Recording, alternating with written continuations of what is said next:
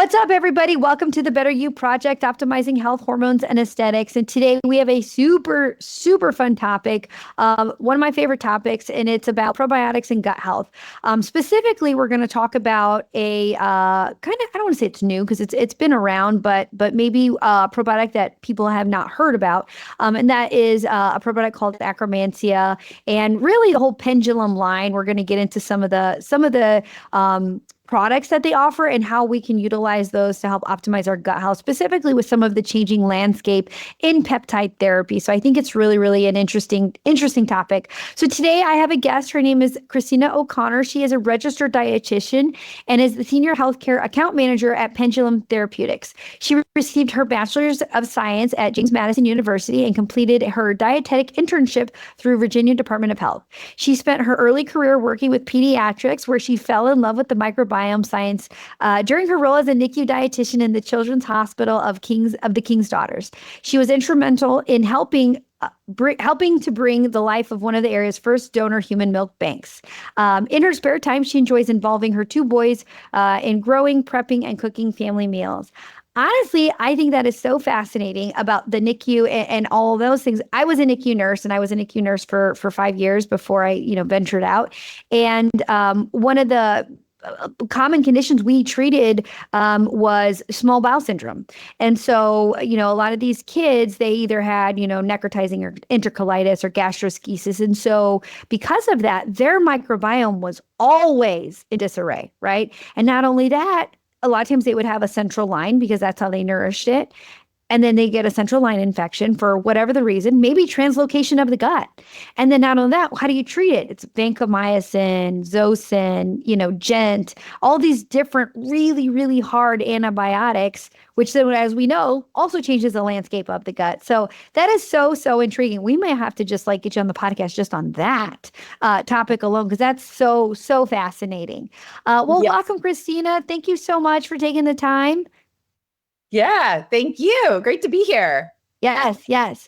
So, just as I said, one of the things I find so intriguing about Akkermansia is how it can impact the microbiome, and not only that, the metabolomics of the microbiome, specifically its impact on goblet cells, as well as GLP-1 receptors and things like that. So first, before we jump into this amazing product line, why this? I know we talked about the NICU background, but why this interest for you?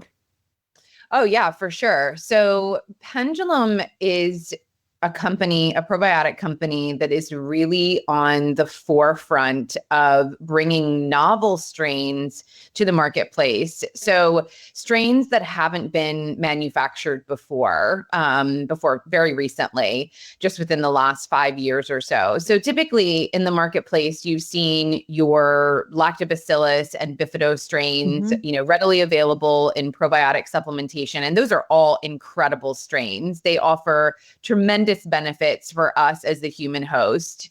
But there are also strains that you can get from your fermented foods. You can get them from playing in the dirt. They're available in the environment because they're alive in the presence of oxygen. Whereas Akkermansia is, like I mentioned, a novel strain that can't be in the presence of oxygen. So you're not going to find it readily available in your environment. You're not going to get it from your fermented foods. My hypothesis is, in a perfect world, mom has Akkermansia and she's passing it to baby through the birthing process. And interestingly, just to tie it all back to the NICU and human milk, breast milk is the only food that Akkermansia has ever been isolated in. And it's one of those organisms that, you're getting at birth, but then we also find it in the guts of centenarians. So those folks that have longevity on their side, right? They're living to be an older age, but they're not just sitting in a wheelchair. They're hiking and doing all of these incredible activities, and truly have longevity on their side and are living this great quality of life. So it's a super interesting bug. Like you mentioned, It is somewhat new to us. It was just discovered in 2004. So we are still, learning about all of the different benefits of this organism. And like you mentioned, it's a commensal keystone strain. So that just means that like it's one that we want to have in the gut microbiome. And when it's missing, we see these really negative downstream effects. Right. No, absolutely. So one of the common things that we do in our practice is we do a lot of gut testing, and we do it for a lot of variety of reasons. It can be like the obvious reasons, right? Like, oh, I've got bloating. I struggle with constipation. I don't tolerate certain foods.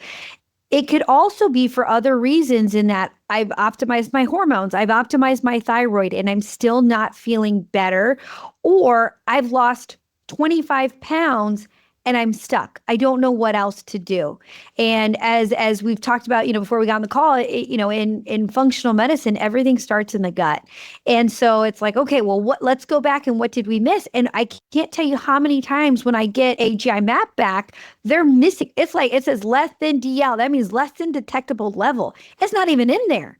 And so again, I talk to the patient like, okay, why is this important? We talk about the mucin layer. We talk about the integrity of the lining of the gut. And then not only that, the metabolic impact it can have on digestion and weight loss. So, to kind of get started, can we talk a little bit about what impact does Akkermansia and maybe some of the properties that it has and some of the uses that you typically see it used for?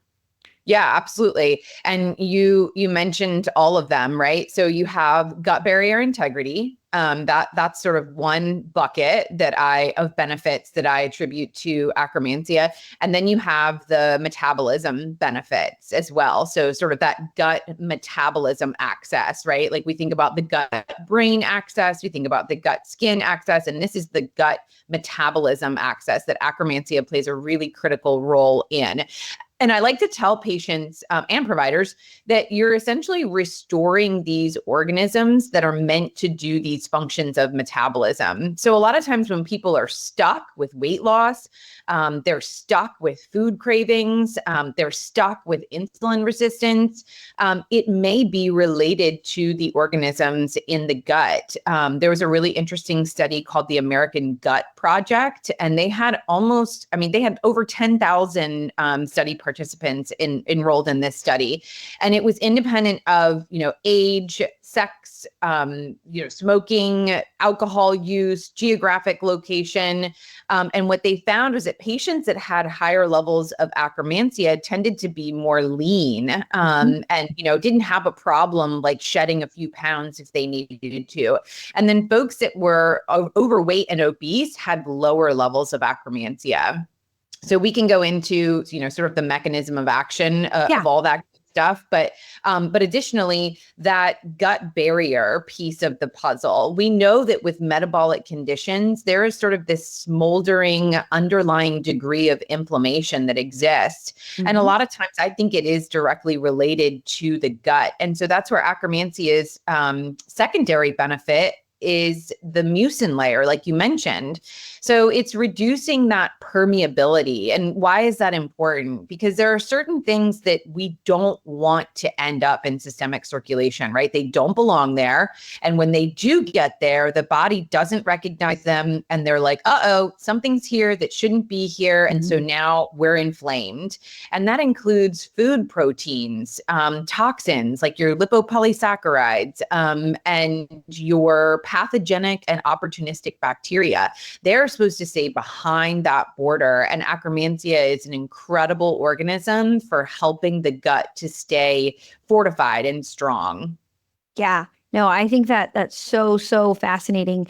Could you identify, are there any specific symptoms that maybe either a patient might notice or a practitioner might find where you might suspect they might be a little bit low in Akkermansia? Because I have kind of what I call the avatar. What does that look like for me? For me, it's the patient who craves sugar. It's the patient who is maybe they're pre-diabetic, maybe they're PCOS, maybe their insulin is above 10. And a lot of times I find that they're constipated. Yep. And maybe it's because they're missing their short chain fatty acids, which I just learned yesterday from Alyssa, is the connection between the impact that Akkermansia has on short chain fatty acids. So first question is, what are those symptoms that, that you can identify that maybe I didn't mention? And then let's talk about that connection between the importance of short chain fatty acids and and the impact that Akkermansia has on that. Yeah, absolutely. So when I look at people who are, I see that there's inflammation, right? Like whatever that looks like. So whether it's, metabolic challenges, whether that's like my 12-year-old who is an asthma kiddo, he, from the very beginning, eczema, hay fever, asthma, like there's definitely something going on that's inflammatory. And so I always think about the gut barrier for him. Like you mentioned, like your IBS patient. So yeah, constipation, diarrhea, gas, bloating, that is a sign of dysbiosis. That's a sign of the gut. What we mentioned, those opportunistic bacteria, and those are the ones that, they may not necessarily be a bad organism, but when they get out of check, right, they're opportunistic. They see an opportunity to kind of increase, and they shouldn't, that they take it, and it causes symptoms. Your folks who, like you mentioned, are insulin resistant, the people that have food cravings, usually it's like the sugar, it's the carbohydrates, it's the breadhead. And along with that, the folks that have a difficult time with satiety, right? Like they're always hungry, always, just needing to snack and eat, and never feeling full. Those folks as well. But then like some of the less obvious ones and ones that we're starting to learn more about is, people who have mood and depression issues, anxiety. When you think about the gut-brain axis, there's actually a lot of literature that supports Akkermansia as an organism that is super helpful when it comes to mental health. It has been associated with being a GABA producer, and GABA is, helps with feelings of calm and reduced anxiety. And so there's, we're doing here at Pendulum, we're not doing it, someone else is doing it, but we're supplying the product for a bipolar depression 1 and 2, and looking at, Akkermansia with some of our other butyrate producing organisms. So that to me is like one of the most fascinating areas when you think about the gut and how it talks to the brain. Yeah, no, that's so fascinating.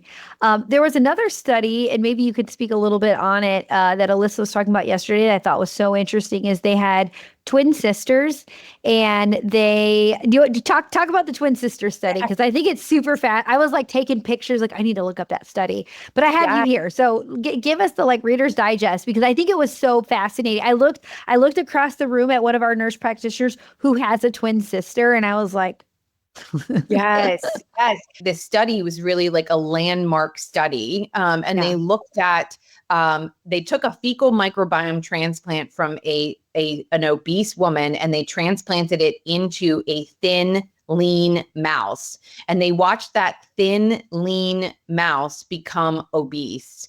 Then they took the fecal microbiome transplant of a thin, lean woman and transplanted it into an obese mouse. Watch the obese mouse become thin and lean. And then they wanted to take it one step further. Okay, so this newly thin, lean mouse that was formerly obese, we're going to take the fecal microbiome transplant from this guy and transplanted it into the newly obese mouse that was once upon a time thin and lean.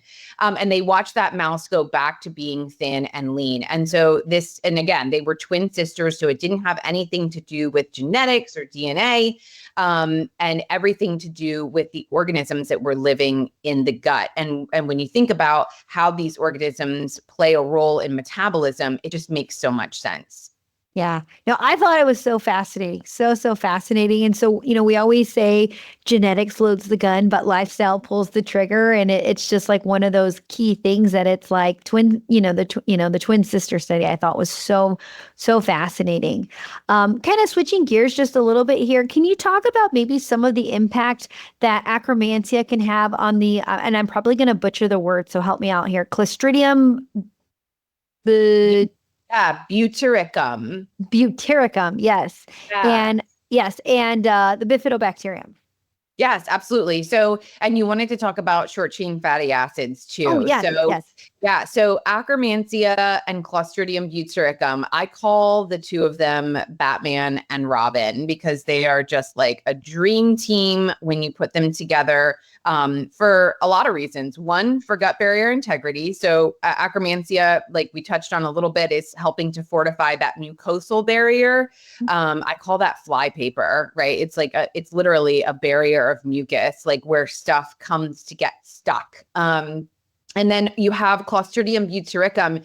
It's been shown to help tighten those junctions, those gap junctions in between the cells. So that's literally right underneath the mucosal barrier. And so I consider that to be barrier 2. So you have 2 lines of defense when it comes to things not getting into systemic circulation. But then on the side of short chain fatty acids, specifically butyrate, that's the one that we've been focusing on here at Pendulum, really since Pendulum's inception, right? Like when our researchers started looking at these strains like Akkermansia and Clostridium butyricum, they were fascinated by the role that these particular organisms play in butyrate production and then the GLP-1 hormone. So, it's hard to distinguish between like companies that are jumping on the GLP-1 bandwagon just because like it's popular and Right. companies who actually know like what they're doing and what they're talking about. When we saw that the rest of the world wanted to start talking about GLP-1, we were like, oh my goodness, this is our moment. This is our moment to tell people that like, okay, number one, this hormone is made in the gut. Like that's where this whole situation, that whole pathway begins. And the key to all of it is butyrate, which like you mentioned is a short chain fatty acid. And so Clostridium butyricum, when we consume fiber, this is why fiber is such an important part of a healthy diet to support the microbial diversity in the gut microbiome. When we consume fiber, Clostridium butyricum ferments the fiber and gives us back short chain fatty acids. So again, specifically butyrate. Butyrate is a short chain fatty acid. And then Akkermansia also plays a role in butyrate production. It secretes or creates propionate, which is a precursor to butyrate. So they're both making butyrate. So what happens with butyrate? Why is it important for stimulating GLP-1? Our intestinal L cells have actual butyrate receptor sites. And so when butyrate is being adequately produced, it has the ability to bind just like it should. And that binding relationship is what flips on the GLP-1 hormone. So you can imagine you don't have the organisms, they're not making butyrate. And so therefore, you're not getting GLP-1 production. So butyrate is really that key. And so those organisms are fantastic at doing so. Akkermansia sort of goes one step further. It secretes a protein called P9. P9 has been associated with, or not associated with, we know it directly stimulates GLP-1 hormone. And then it also has an outer surface protein called AMUC 1100, and it is amazing for the immune system, helping to fortify that gut barrier and make that mucin as well. No, that's so like when yesterday when Alyssa had the diagrams, I'm like, there's a lot more going on here than what I guess I originally gave credit to, which I think is fascinating. Can we speak a little bit more on how is the GLP-1 kind of receptor impacted by Akkermansia? And now that why is that important when it comes to weight loss and metabolism? Yeah. So, I mean, I think we're all kind of getting to know the benefits of GLP-1, right? Like people, they don't have food cravings anymore, whereas before they sort of felt like the Cookie Monster. They no longer have that insatiable hunger, right? They eat and they feel satiated, like, the gas tank is full, we can turn it off, we can walk away. Also, GLP-1, like we mentioned, Akkermansia and brain health, like GLP-1 has brain health benefits as well. I mean, they're even looking at the injections now and seeing that there are studies that are coming down that they're having benefits in patients with Alzheimer's. And we know that like Alzheimer's is now being considered type 3 diabetes. So it's all related, right? Like it's all connected. And blood sugar plays such an important role in that. GLP-1 additionally helps with insulin resistance and just overall glucose control. And so, yeah, let's see. Did I digress too much? Like, what was your original question? No, I didn't know. Yeah, it was the connection between Akkermansia and the impact on GLP-1. I don't know that I've heard this, but is there any impact on improving motility of the gut? Yes, there is. And I think that honestly, that comes more from the Clostridium butyricum strain. And that is found in a lot of our multi-strain products. That strain it's been called gentle yet powerful. And it truly is both of those things. But it has been shown to be really helpful for like the IBS symptoms. So whether it's gas, bloating, constipation, diarrhea, it helps to rebalance the gut and really solve for those issues. So a lot of folks who are on the injections, they find a couple of things. When they add these strains, one, they end up not needing as much of the medications, or they're able to kind of step down and step away from the medications faster and not have those cravings come back, right? And then additionally, for the folks who are having the GI symptoms, they're finding that adding the strains are really beneficial for, helping to relieve some of those symptoms that come along with the medications. Yeah, no, fascinating. I know we talked a little bit about the connection between butyrate and Akkermansia. Let's say I had a patient and I'm looking at their GI map and I notice that they're low in some of the bacteroidetes and formictores and, the short chain fatty acids. A lot of times I will pair a little bit of butyrate with Akkermansia, especially if they're less than detectable level. Now, kind of again, in these last 2 days, it's like I got a full education in some of that, which I'm happy about it. Do you think it's overkill to do butyrate and Akkermansia? Do you think I could just do the Akkermansia, or a patient could just do Akkermansia and see good success, or do you think pairing it with butyrate during like a gut protocol is better? Yeah, so I'll have to defer to you a little bit and ask, do you feel like when you add butyrate that patients are getting benefits from that? I don't have as much experience using that in patients. So I always wonder, like, are you able to tie it back to the butyrate and say like, yes, I think it's helping? Their bowel movements get better. Which is super helpful, especially if they're on a GLP-1 or I'm starting someone on a GLP-1. I don't like Miralax. I hate Miralax. In fact, I discourage people from taking Miralax. So what do I use in its place? I'll use a probiotic. I will use butyrate. That's a common one that I will use. And so, as far as like what's like the test to see, patients will say like my bowel movements are a lot better, or they'll say like, I don't know, I had that much poop. I'm like, yeah, it's got a lot going on in there. So maybe it'd be a more case by case basis. Maybe I just try the Akkermansia and see if they're like, because what happens, and you probably know this, is when I put patients, let's say they come in on a GI map and they have a low secretory IgA, a lot of times that tells me is their body needs some immune support. They need some immunoglobulins to kind of help bring that up. So a lot of times I will add in like colostrum and some support, usually in capsules, which is great. The problem is that colostrum can constipate some of my patients. And so then I'm like, okay, let's either add in butyrate or increase the butyrate a little bit. So again, maybe I just have to kind of get a couple trial cases and mess with it as far as like, is it overkill? No, if you add it in colostrum, maybe add the butyrate because it can help with the motility. Who knows? Yeah, Yeah. And I wonder, my question has been when patients are taking just butyrate, like, is it actually making its way all the way down to the colon in the site where it needs to do its functions, right?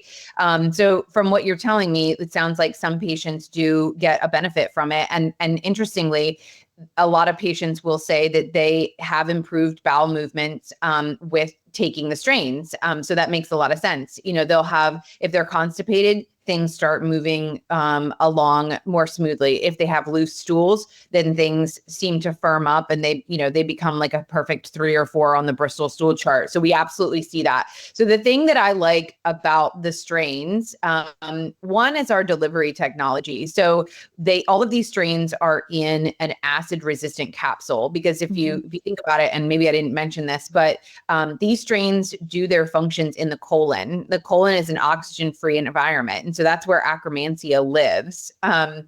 It's an anaerobe. So we need them to survive digestion in the stomach. We need to make the long journey through the small intestines and end up in the colon. And that's where they do their work. And that they give us back, like I mentioned, Clostridium butyricum and Akkermansia, they're butyrate producers, right? So like we feed them polyphenols and fiber. And as a thank you, they give us back butyrate. Right. And so it's being produced right there in the colon, and where it needs to be utilized. It's an incredible currency for the colonic cells. It's incredible for, I've just learned recently, for your mitochondria, something that I didn't know. So like, I feel like the benefits of butyrate are just like never ending, right? Right. And so that's why I like the strains, because they are, that's their function for us as the human host. That's their reason for existing. If we give them what they need, then they give us back that precious butyrate. And so that is more of the way that I think, like, I guess for lack of a better way of saying it, but like nature intended that whole process and pathway to work. Not to say that butyrate isn't helpful for some patients. Clearly, for some of your patients, it is. So maybe adding it along with the strains could be really helpful. No, I think that's, again, it's like you got to trial something out and then report back and then trial it again a different way. We get to be like little scientists, which I love that. Because everybody's different too, right? Yes. So like what works for one person, you're like, yeah, we figured it out. Like the next person is like, oh no, that didn't work at all. Yeah. Yeah. Oh, it's totally. I'm like, well, that didn't turn out. So I know I was making notes as you're talking. One of the things that I think is also really important to know, because a lot of times patients will ask like, well, if I do this, do I not do this? So I actually have patients take if they're on semaglutide or, any other GLP-1, I will have them take their Akkermansia as well as using a peptide. So it's not one or the other. So I think that's important. The other thing too is do you ever see, we do aesthetics, do you ever see any impact of benefits for Akkermansia on the skin? Oh my gosh, yes. And this was kind of new to us. We had a group of naturopath dermatologists come to us and say, we want your Akkermansia, we're using it in our patients. And they actually presented the literature to us and like taught us about the gut skin axis, and how the literature really supports that things like especially eczema, psoriasis, and acne, those 3 have been associated with permeability, gut permeability issues. And so when those patients present to these particular dermatologists, they always address the gut first. And I have seen some of these before and after pictures of patients who have been dealing with eczema for like 20 years, right? So much so that like, even when the eczema was cleared, like you could still see like the scarring on the skin, like the discoloration. These dermatologists were able to take these patients all the way to like completely perfect skin that you never would have known that they had eczema in the first place. Like incredible results. I'm not saying all of that is due to the Akkermansia, but it is one of their tools in their toolbox that they're using for those particular patients. And going back to my 12-year-old asthmatic, when I learned that from this group of providers, I was like, oh my goodness, permeability, gut permeability is probably one of his big issues. And I did everything right? Like I had vaginal birth. I breastfed until he was like 3 years old. Like we did everything textbook, like perfect. And he still had eczema and still has asthma. So like you said, like genetics, all these different things come into play. It can be really complicated. But for someone like him, gut barrier integrity, I now know is absolutely an issue. That's so cool. So cool. I am actually doing a talk later this year on the microbiome and skin health. And so I'm just thinking like, okay, I'm gonna have to add a whole couple slides on Akkermansia specifically in this talk, because I think that is going to be super important. Last question that I had that I thought was so interesting yesterday when Alyssa was talking with us is talk a little bit about how Akkermansia is difficult to isolate and how it has to be like a desiccated capsule because once it hits moisture, it like activates it, right? Which I think is so interesting because you'll do doomsday scroll, right, on your phone, and then it's like talking and it's like, well, is that really the same as Akkermansia? Because I'm sure you get flooded with it too. All these supplements that are just like, everyone latched on to GLP-1s and they're just like running with it, right? Which I think there are some great things. Like I think Akkermansia is a great product. We've had it in our office, I think almost 2 years. But not all products are created equal. So let's talk a little bit about maybe some of the manufacturing pieces of it, because I know that there are practitioners who also listen to it. And I always say, like, I try to do business with good businesses. And so I think that's important. And out of that, patients don't just be buying random stuff off TikTok because some influencer's trying to tell you about it. You know what I mean? I'm sure she's getting some sort of kickback. So talk a little bit about the manufacturing pieces of it and the desiccated, why it's desiccated. Yes, absolutely. I'm so glad that you brought that up. I fall victim to things that I'm influenced on, like TikTok and Instagram all the time, but supplements is not one of them. Oh, sure. I make sure that like I go and do my research, and I've been with Pendulum now for 3 years. And when I first started in this position, there was no competition. Like we had none. Like we were the first, and so there wasn't anybody even making, or even there wasn't even a whisper of Akkermansia from another company. And now you see so many companies that are like, we have Akkermansia, and it just, I'm blown away. Okay. For a couple of different reasons. One, where are you getting that Akkermansia from? You're not getting it from Pendulum because we don't sell it to anybody. And so there's a big concern. They're not growing it themselves. Otherwise, they would say, like, this is our own Akkermansia. We grow it. We're proud of it. We're growing it right here in the USA, whatever. Right. It's like counterfeit Akkermansia. Yes. And it's scary. And even some of the products that we purchased early on, we saw these companies coming out. They would lift our labels and make them very similar and like sell them on Amazon. And we would buy these products and test them. And there was no Akkermansia in them whatsoever. So it really is the wild, wild west in the States. Like, and sometimes it's a good thing because there are no restrictions, right? Like we can get products here. Whereas in other countries, it can be really difficult to get things that are good, they're quality, but there's just too much red tape. But then it can also work against us, right? You really have to do your homework and know who you're dealing with. Otherwise, it could be a waste of money or it could be harmful. So Pendulum was the first in this Akkermansia space. And we are the only company right now that grows our own live Akkermansia. So there's a lot of companies out there that are manufacturing and promoting pasteurized Akkermansia, which that organism is dead. It is technically not a probiotic. It is more of a postbiotic, which you can still get some benefits from, but not nearly as many benefits as you're getting from the live organism. our company was founded by scientists. They have their background in DNA sequencing. And so we are literally growing all of our organisms in our labs, our tiny little manufacturing laboratories in downtown San Francisco. So the research that we have on our products, they are on our finished products, our formulations, our combinations of strains.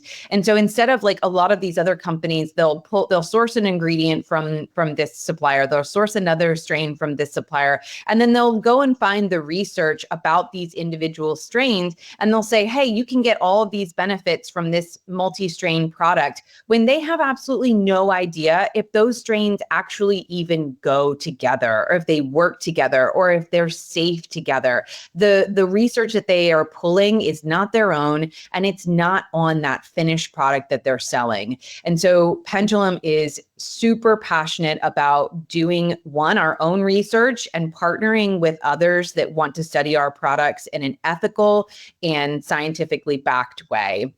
And so you can feel safe about the products that you're purchasing from us. Yeah, no, I think that is so I think important to know as a consumer, as a patient, as a practitioner, as an entrepreneur, as a business owner, because unfortunately this landscape is very much unregulated in many ways. And I think that across the board, like we see it in aesthetics, we see it, in skincare, we see it in injectables, we see it in peptides. You just have to be very careful. And I think, for people who want to stay educated, I think Pendulum has a great blog. Like I read it, the articles in there, and I think you guys put out a lot of really good education. So I think it's important to know and to distinguish that, the products that you're getting with Pendulum are one of a kind and unique. So I think that's it. I'm looking through all my questions here. I don't think I have any more questions. This was so good. Christina, is there anything that you feel like we did not cover that you're like, this needs to be said?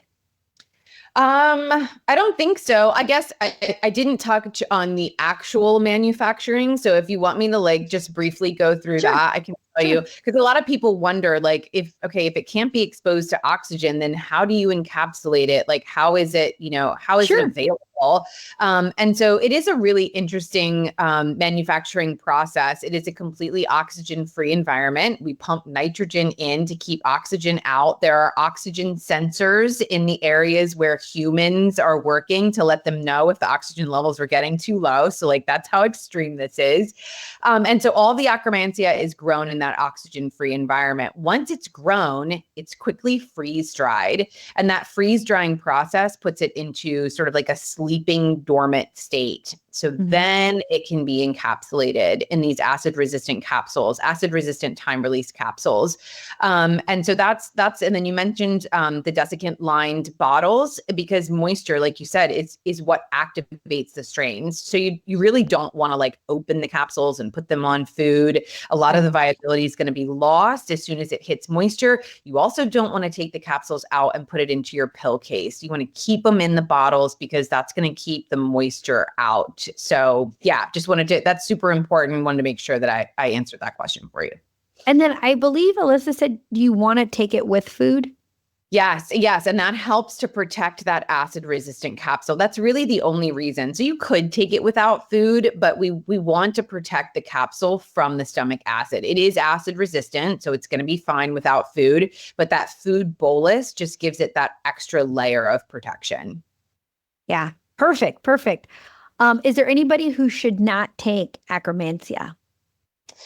Yeah. So from what we've seen, there really isn't a patient that, a disease or a medication that is contraindicated with Akkermansia. Of course, your septic ICU patient should definitely stay away from probiotics, but other than that, they're generally considered safe. Everybody is different. We don't have safety and tolerance studies in pediatrics, pregnancy or lactation. Still plenty of people that choose to use in those populations. But we, of course, there's the one-off case of somebody somebody who says like, I took it and I got worse, or, I don't feel better. And so that happens with anything. It really depends on the starting gut microbiome of the patient. But generally speaking, yeah, it's well tolerated by most people. Yeah. No, perfect. I think it's a great option for a lot of patients. When a lot of times we'll cycle different probiotics, or I'll pair it with another one. So this is a good one. We do carry it in our practice. So if you're a patient and you're listening, we do carry it in our practice for our patients who need it. So thank you so much. So we do have a couple little fun little promo things. So if you are listening to this podcast and you want to get you some Akkermansia, or they have a couple different really great products. So their website is pendulumlife.com. And to get 20% off your first order, you can get the promo code capital U Direct Health. So they're all capitals. And that's YOO Direct Health at pendulumlife.com. Like I said, they have a great blog. I feel like it's super, super user friendly. It's very educational, digestible pieces of information. So I think that's also great. And they will be also at the IFM, the Institute for Functional Medicine Conference in May in San Diego, as I will also be speaking on gut health and peptide therapy. So I feel like we're just like, crossing paths really good. Anything else, Christina? We'll have to get coffee when we're in San Diego. Yeah, absolutely. Oh, for sure. For sure. Wonderful. Well, thank you so much. Like I said, we could probably have you back on the podcast again, just talk about, the gut immune system and all that good stuff. So thank you. Love to. Yeah. Thanks for having me. It was a pleasure.